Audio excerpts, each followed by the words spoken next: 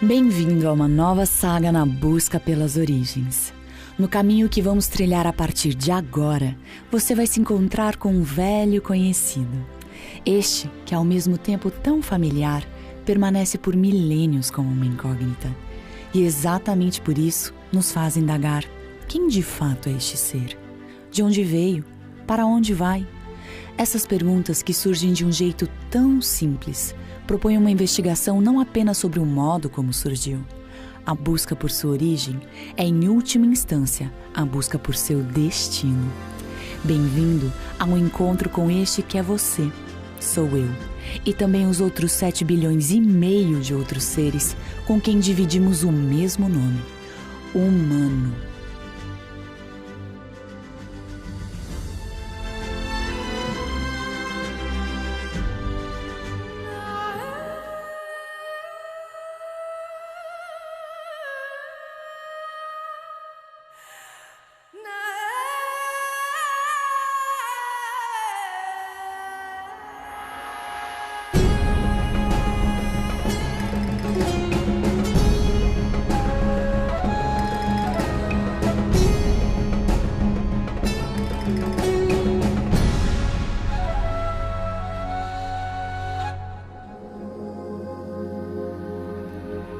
Ser humano, criatura difícil de explicar, difícil de entender, talvez impossível de definir utilizando apenas uma única avenida do saber. Cada área do conhecimento que se debruça sobre o estudo do humano enxerga o homem através de seus filtros, pressupostos e narrativas. Os pontos de vista nem sempre concordam, mas seus detentores, por vezes, conversam. Determinadas perspectivas propõem que o homem surgiu e foi capaz de construir uma história de si. Outras baseiam seu entendimento da história a partir de uma gênese que se inicia com "E disse Deus". Esta série propõe um diálogo entre pessoas de diferentes campos, culturas, fés e crenças sobre temas essencialmente humanos.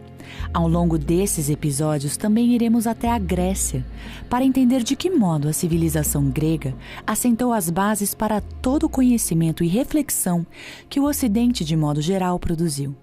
Mas o que diz o homem a respeito de si, do que nos faz humanos?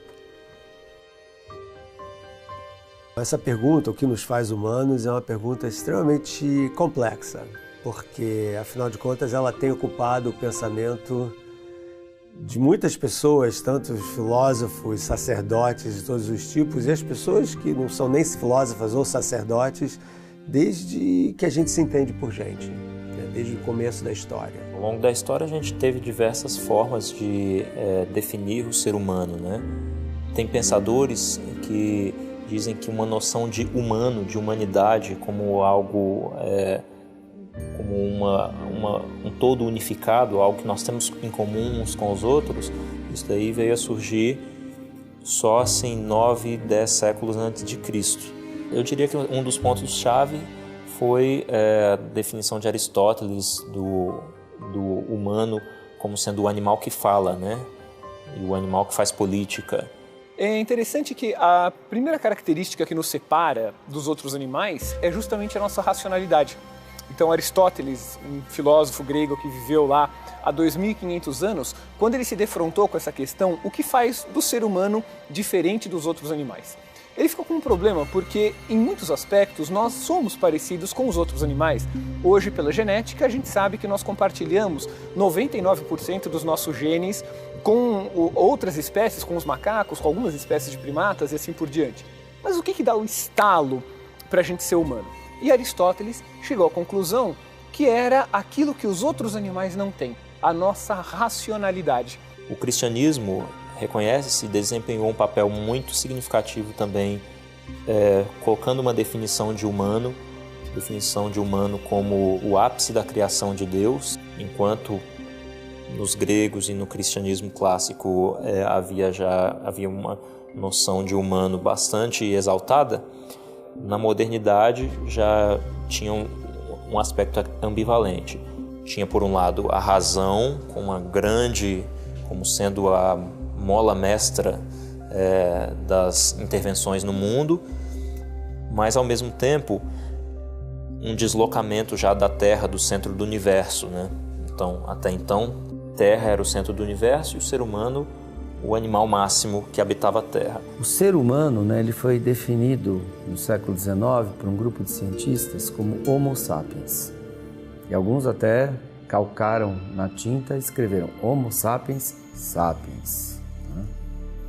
E isso nos fez acreditar que o fato de nós sermos humanos, nós estaríamos isolados, deslocados e até mesmo acima do restante. Toda essa trajetória, desde Aristóteles, desde o cristianismo, desde o pensamento moderno, uma ideia de que a essência do humano, a definição do humano pode ser apreendida e pode ser claramente encontrada se a gente pensar bem, se a gente considerar bem. Isso é um pouco de egolatria de quem nos classificou como sapiens. O Edgar Morin, né, já apareceu na década de 60, 70, fazendo uma certa intervenção aí. Sim, somos sapiens, mas também somos demens. Né? E esse demens tem, talvez aí que esteja a resposta, né, desse demens, porque demens significa da mente, né? E também de demente, né, no sentido de desequilibrado, né, no sentido de desadaptado, no sentido de feroz, no sentido de caótico, né? Então nós temos esses dois elementos, né? Nós somos sapiens, ou seja, nós temos uma percepção da ordem, mas nós também somos demens, nós também somos desajustados. Mas haveria uma explicação para esse desajuste, esse descompasso, para esse choque de ambiguidade que é possível sentir na prática e na pele? O texto bíblico, quando nós olhamos aqui o relato da criação, capítulo 1 diz que a decisão divina foi: façamos o homem à nossa imagem conforme a nossa semelhança. Ao você ler a Bíblia, é o ser criado à imagem de Deus, ele é livre. E quando ele usa essa liberdade indo na direção contrária a Deus, né, nós chamamos de pecado, contrário às leis de Deus, quebrando as leis de Deus, ele cria uma realidade chamada pecado. Essa realidade pecado, no entanto, acaba sendo algo que acaba destruindo o ser que criou. Porque ela vai transformando, corrompendo, então é algo que acaba controlando, é uma realidade que o ser cria no seu ato, mas que depois acaba dominando o ser que criou. Mas a ideia que ela traz é que o pecado é mais que simplesmente uma realidade, vamos dizer assim, imaterial. É algo que realmente atua, transformou a natureza humana, né?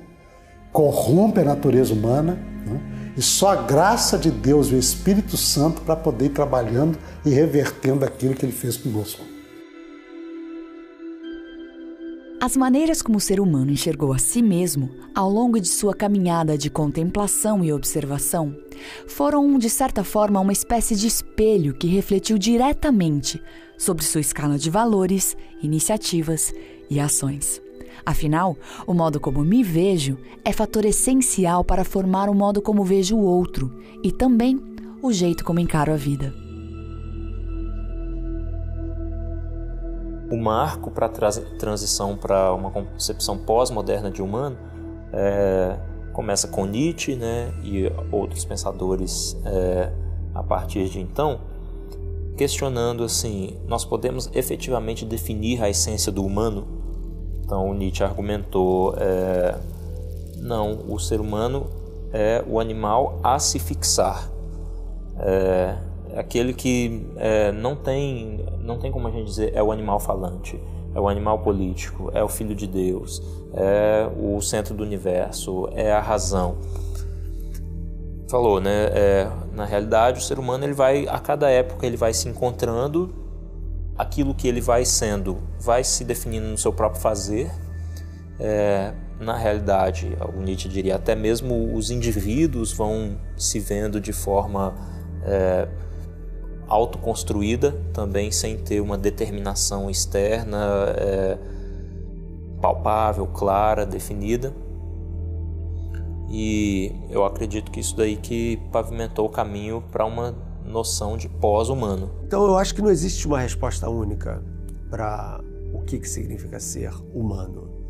Mas uma coisa que nos une como espécie é a nossa capacidade única de ter consciência da passagem do tempo e da nossa mortalidade. Porque nós não sabemos exatamente quando isso vai acontecer, né? Quando é o momento da morte. Existe uma ansiedade essencial aqui, né? Que pode acontecer hoje à tarde, como pode acontecer daqui a 3, 4, 5, 6 décadas, dependendo da sua idade. Então, se você olha, por exemplo, para a poesia do Shakespeare, ou para as sinfonias do Mahler, ou para a vontade que é tão nossa de deixar um legado, deixar alguma obra que transcende a nossa presença nesse mundo, você percebe que uma das coisas mais essenciais de nós sermos humanos é exatamente essa nossa tentativa de ir além da nossa vida restrita aqui na Terra. Desde que se tem registro, o ser humano sempre tateou à procura de uma realidade que estivesse além desta, talvez na tentativa de perpetuar a vida, de fugir da morte ou talvez de um encontro com o divino. Porém, foram os habitantes dessa porção de terra que colocaram os deuses ao alcance das mãos humanas, através de seus poetas, dramaturgos e escultores. Entre os gregos, a forma humana foi elevada quase ao patamar da divindade. Ao contrário dos outros povos vizinhos que temiam seus deuses, os gregos procuraram compreender, discernir e desafiar o mundo natural e sobrenatural com o que de mais divino eles julgavam ter, a razão. E assim fizeram do homem, conforme disse Protágoras, a medida de todas as coisas.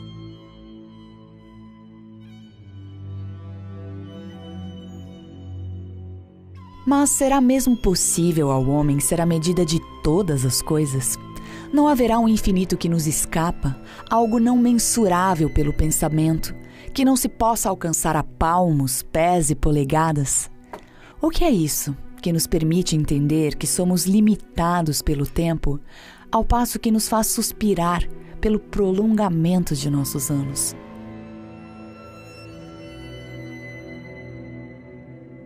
A busca pela transcendência é um resultado daquela racionalidade, porque a gente começa a perguntar por quê. Seres humanos são os únicos habitantes do planeta que a gente sabe até agora, não deu para entrevistar todo mundo, que perguntam por quê. Então você vê, quando você começa a refletir, aquela tomada de consciência que fala, bom, ok, eu existo. A pergunta seguinte é, e agora? Então a gente constrói coisas, a gente constrói monumentos, a gente escreve livros, a gente faz receitas que passam da avó para a filha, para a neta. Então não precisa ser uma coisa magnânima, um teorema em matemática, uma grande teoria da física, pode ser uma coisa muito simples, um álbum de fotografias que fica e que atravessa gerações, porque a gente quer ganhar essa luta contra o tempo de alguma forma. Né? Porque uma coisa meio triste é você imaginar que, caramba, se você não tem uma memória da sua presença aqui, depois de 3 ou 4 gerações, é como se você nunca tivesse existido.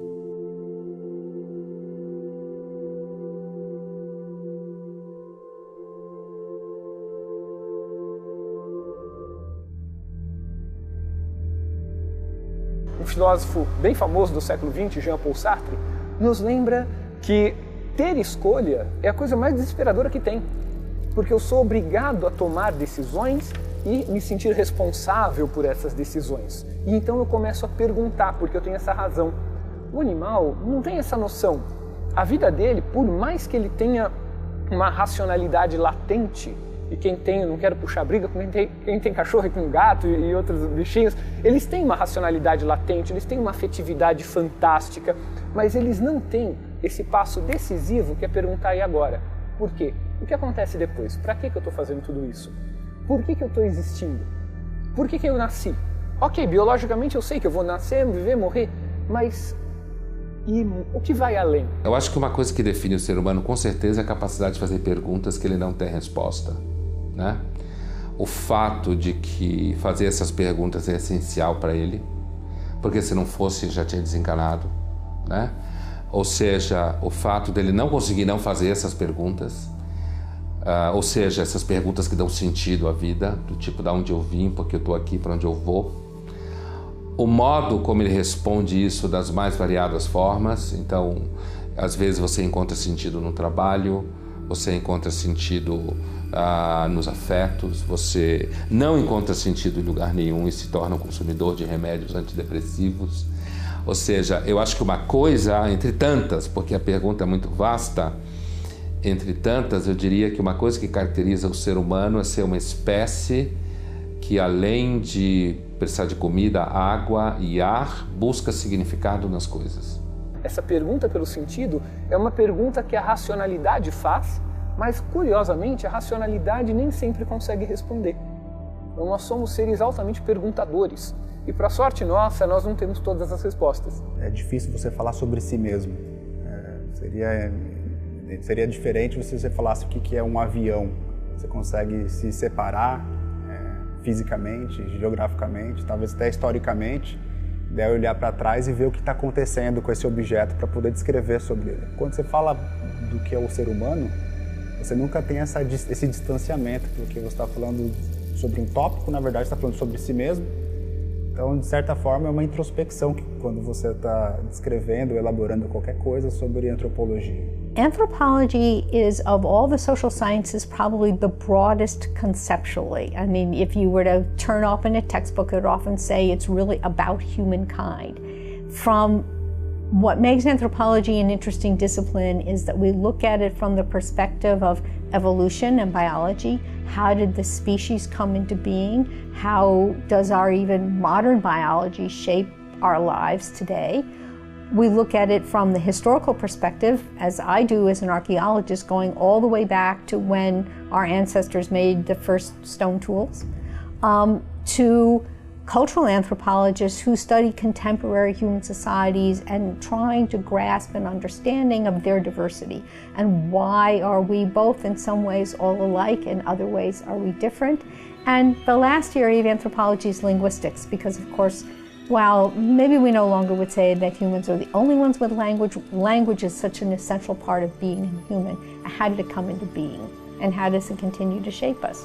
So anthropology takes this very broad, or what's often viewed as a kind of holistic understanding of humans, and instead of saying some of it's science and some of it's humanities and some of it's social sciences, this is the discipline that tries to look at it from all those perspectives. And to me, that's one of its great strengths. It's also one of its big challenges.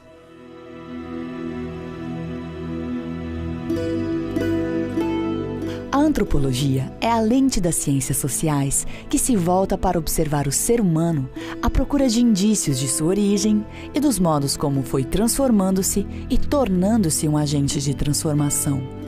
Discorrer sobre o ser humano não é tarefa fácil. Por isso, essa área do saber se desmembra.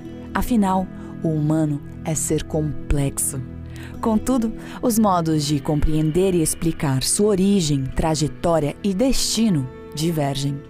De um lado, o ser humano seria átomos em movimento que surgiu, dependendo do tempo e do acaso, para ser quem é. De outro, é pó da terra mais fôlego de vida. É filho de Deus, propositadamente criado.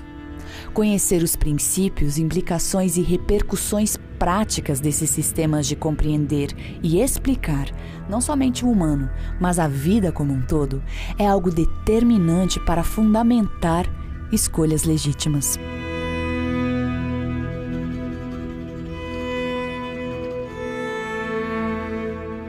Existem duas plataformas predominantes. Uma delas seria o naturalismo filosófico, né? que é uma narrativa, né? Essa narrativa não tem textos sagrados, mas ela é fragmentada, mas ela tem vários pontos em comum, onde se for enxergar essa narrativa. E basicamente é uma narrativa que tudo surgiu espontaneamente. Nessa metanarrativa, você tem um entendimento do passado mais distante possível, você tem o entendimento do presente, você tem a perspectiva do futuro. É uma história toda abrangente, né? Mas ali tem elementos sobre Deus. Quem é Deus? Nessa narrativa, talvez Deus não exista, né? Porque é geração espontânea. Ou se Deus existe, ele é um Deus distante. Enfim, tem variações dentro dessa plataforma. Mas ela dá um entendimento para você de quem é Deus. Nessa plataforma, você também tem um entendimento de quem é o ser humano. Então, o ser humano é um fenômeno relativamente recente nessa história grande, né? E ele comparativamente com o tempo total da história, né? Mas ele também surgiu num ponto X, descendendo de outras espécies que vieram anteriores, etc.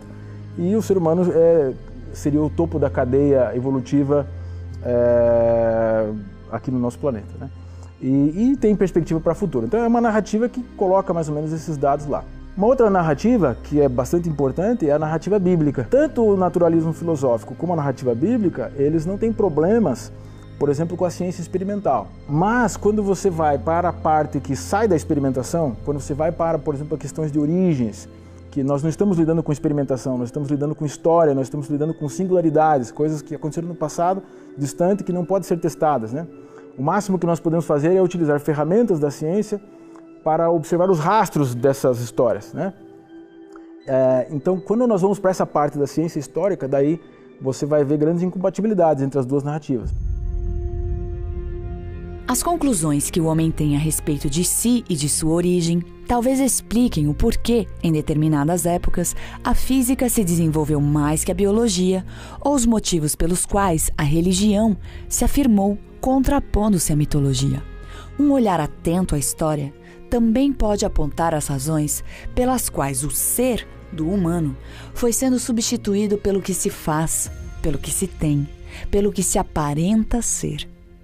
Mas haverá uma outra definição acerca do homem não produzida por nossa própria reflexão? So what is man? What is humanity? According to the biblical text, man is one of God's creations, but a particular part of his creation. So of all the things that God created in the beginning, it is only humanity that is said to be in the image of God. Now, people have talked a lot about what does the image of God actually mean, and philosophers have reflected on that. But I think that the text of Genesis, if this is the text which tells us that we're made in the image of God, when you look at that text, I think it tells us what that means. God says, let us make man in our image and let them have dominion over the fish of the sea and over the birds of the air and over every creeping thing. So the image of God is really the responsibility that God has given to human beings. So just as God has been in charge of creation up to this point, he then hands responsibility over to human beings. Na narrativa bíblica, o homem é o único ser criado à imagem e semelhança de Deus. Quem que é o homem, diz o Salmos 8, para que dele te lembres, no entanto, o criaste um pouco menor do que Deus. Então, se nós vamos pensar no que é o homem, a Bíblia diz, essa é a imagem de Deus aqui na Terra. The significance of humanity being in the image of God, we need to read that in the context of the time. Kings, emperors at the time, they would place images around their territory, around their empire. And these images were to indicate the authority of the king. So God has placed human beings as his images in his world, as his representatives. So we do not operate in this world on our own authority. We operate according to God, according to his ethics, and in doing that, we demonstrate that we are in the image of God. When you engage in the first two chapters of the Bible, that there you get an interesting picture of God, which is which looks contradictory and which has actually confused the critical scholars who saw that. And first chapter of the book of Genesis is talking about the God who is really all-powerful.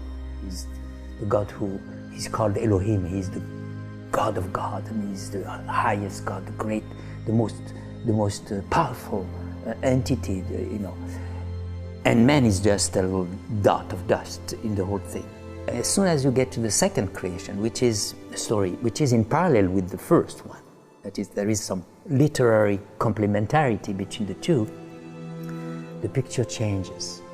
Suddenly, human occupies the whole space, and God has come down close to man. Humans are the only thing, so to speak, who have been created by God through a special physical connection. aí já existe um grande paradoxo na constituição do que é o homem. É que ao mesmo tempo que a busca de Deus pelo homem é uma das maiores forças de mobilização da humanidade, a busca pelo divino, é a própria humanidade a porta de entrada para esse acesso, porque nada no universo é mais próximo de Deus do que o homem. What is interesting in this uniqueness of man is that this is one of the most powerful, one of the most convincing evidence of the Creator, of God, of the miracle of creation. Because if you just think about, creating every human person's unique, this is a miracle. This is something which is not, according to the law of probability, possible. So God has created humans different so that they could become unique like Him. E isso faz com que o homem seja tão próximo ao divino que se confunda com ele.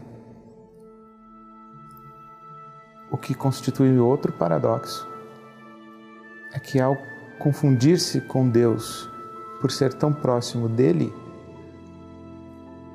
tão semelhante a ele, é exatamente ao confundir-se com Deus que o homem se perde de Deus e se perde de si mesmo. One of the striking aspects of Jewish tradition is to see how often human beings are called the image of God. And in fact, so my father used to sometimes ask his audience with a sense of humor. He had a great sense of humor. And he would say to them, "When did God break the 10 Commandments?" And people were bewildered, couldn't imagine. And then he would tell them, it says in the 10 Commandments, "Thou shalt not make an image of God." And yet God made human beings in God's own image. So if we are an image of God, my father would say, what does that mean? He said, it means that you should behave in such a way that when people look at you and come to know you, they are reminded of God. So the question is really not simply, are we made in the image of God, but what do we do with that? How do we behave if that's in fact who we are? That we are in fact the only image of God that exists. Talvez a primeira resposta para a sua pergunta, o que é o homem? Sabendo que a gente nunca vai ter uma resposta plena, porque de certa forma é uma introspecção, porque nós somos seres humanos e a gente não consegue se distanciar dessa realidade em nenhum momento, mesmo pensando ou então idealizando hipoteticamente. A primeira distinção que talvez, do ponto de vista da teologia, seria o seguinte: o que é o homem? A resposta seria: o homem não é Deus. Essa é a primeira ponto. O que é o homem? O homem não é Deus.